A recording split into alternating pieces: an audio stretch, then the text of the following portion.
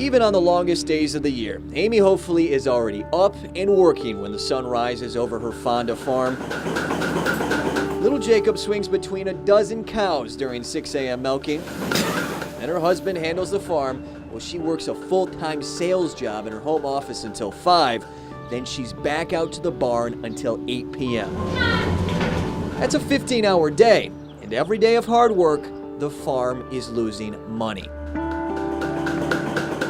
When the milk check comes in, it doesn't even cover the cost to produce the milk. There's things we'd like to do, repairs, new buildings, all that gets put off in times like this, and we just focus on taking care of our girls. Taking care of the 75 girls is Amy's dream job. She just bought this farm 2 years ago, but already, some days, she regrets it.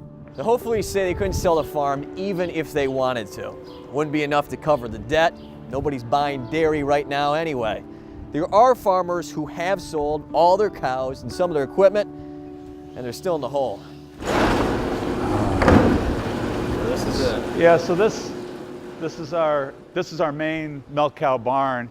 Used to be filled with 250 cows. Those cows are gone now, sold last summer. It's eerie to see the empty stalls and motionless fans, the bushes growing up over all those awards they won for the quality of their milk.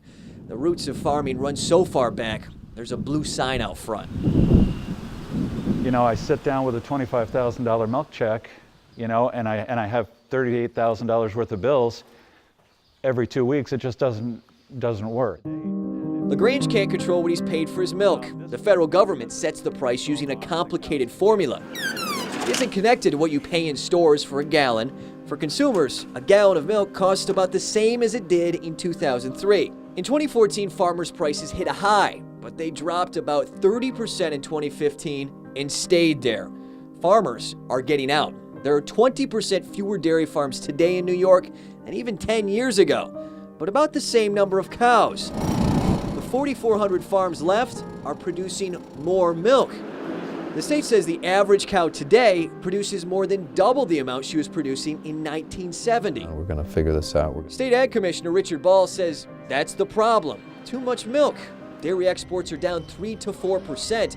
And with tariff talk ramping up, Ball is worried about an even bigger hit.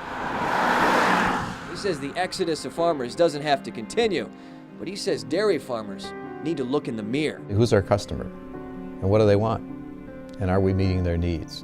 And I think this is where the dairy industry in particular has kind of gotten separated. We've been so good at what we do in production that we don't think about the consumer or what they want.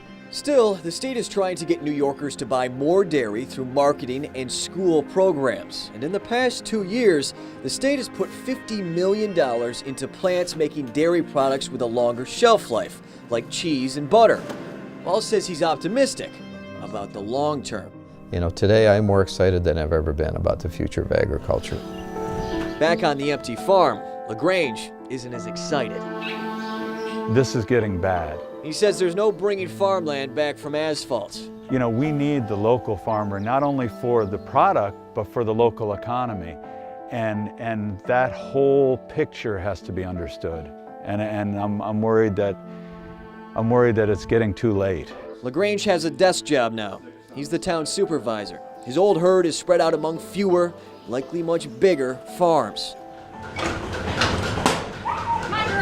The Hopefullys are still hanging on in one of the few places where the cows are still known by names and not just numbers. Asa Stakel, News Channel 13.